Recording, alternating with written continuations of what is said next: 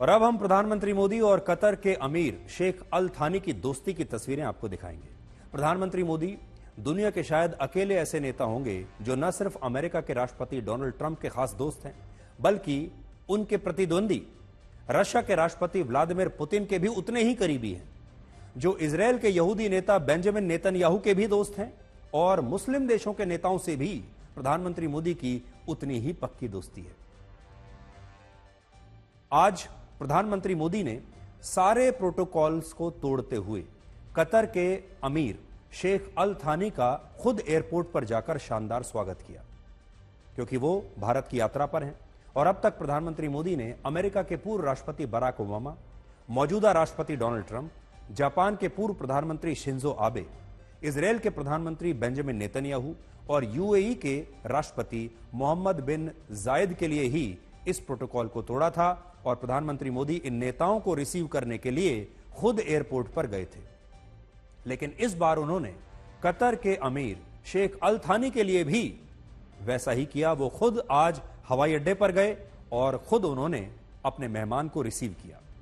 Qatar के अमीर शेख अल थानी वर्ष 2015 के बाद दूसरी बार भारत के राजकीय दौरे पर आए हैं और वो सिर्फ 44 साल के हैं और प्रधानमंत्री मोदी से 30 साल छोटे हैं। लेकिन जब आप उनकी दोस्ती की इन तस्वीरों को देखेंगे तो आपको उम्र का यह अंतर नजर ही नहीं आएगा और आपको पता चलेगा कि प्रधानमंत्री मोदी एक ऐसे नेता हैं जो हर देश के साथ कूटनीतिक रिश्तों को तो मजबूत करते ही हैं, चाहे वो नेता किसी भी धर्म का हो, उनके साथ भी उनकी उतनी ही पक्की दोस्ती होती है। और साथ ही व्यक्तिगत रिश्तों को भी प्रधानमंत्री मोदी एक नए मुकाम पर लेकर जाते हैं। सबसे बड़ी बात यह है कि मुस्लिम देशों के नेता भी प्रधानमंत्री मोदी का खुले दिल से उतना ही सम्मान करते हैं और अब तक 6 मुस्लिम देश प्रधानमंत्री मोदी को अपना सर्वोच्च नागरिक सम्मान दे चुके हैं। आज भारत के मुसलमानों को यह सोचना होगा कि जब पूरी दुनिया के मुस्लिम देश प्रधानमंत्री मोदी का इतना सम्मान कर रहे हैं, तब भारत के बहुत सारे मुसलमानों में प्रधानमंत्री मोदी को लेकर यह असहजता क्यों है? और क्या इसका कारण हमारे देश की अंदरूनी राजनीति है, जिसने एक गलत धारणा बना दी कि प्रधानमंत्री मोदी मुसलमानों को पसंद नहीं करते और मुसलमान प्रधानमंत्री मोदी को वोट नहीं करते, वो बीजेपी को वोट नहीं करते। सोचिए, अगर ऐसा होता तो क्या प्रधानमंत्री मोदी इस्लामिक देश कतर के अमीर शेख अल थानी को एयरपोर्ट पर लेने के लिए खुद जाते? और क्या मुस्लिम देश उनका इतना ही सम्मान करते?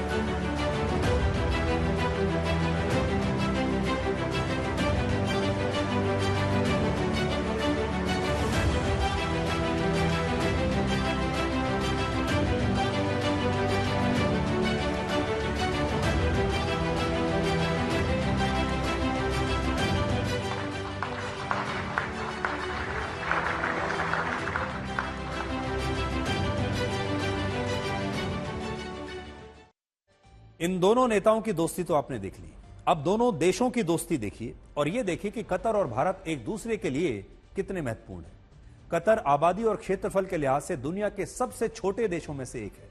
कतर का क्षेत्रफल सिर्फ 11,581 वर्ग किलोमीटर है और यह भारत के त्रिपुरा राज्य के बराबर है।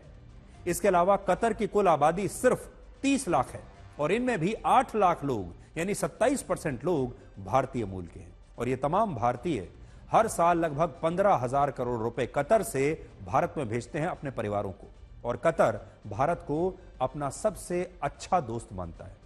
पिछले साल जब कतर में कुछ भारतीय नागरिकों को फांसी की सजा हुई थी, तब भारत के आग्रह पर कतर के अमीर शेख अल थानी ने ही इन भारतीयों की सजा को रद्द कर दिया था और उन्हें सकुशल भारत लौटने में मदद की थी। सबसे बड़ी बात यह है कि भारत अपनी कुल गैस का 70% आयात अकेले सिर्फ कतर से खरीद करता है। और कतर एक ऐसा देश है जिसे दुनिया मिडिल मैन भी कहती है। अफगानिस्तान में अमेरिका और तालिबान के बीच जो संघर्ष विराम हुआ था, उसका समझौता कतर में ही हुआ था।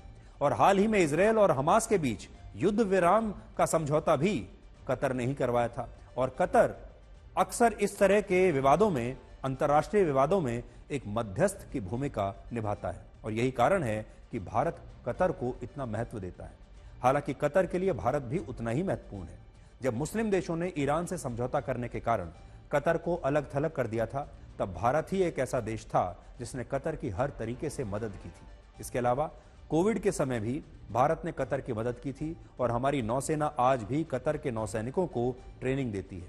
और कतर की लेबर फोर्स और उसकी अर्थव्यवस्था को चलाने में भारत एक बहुत बड़ी भूमिका निभाता है।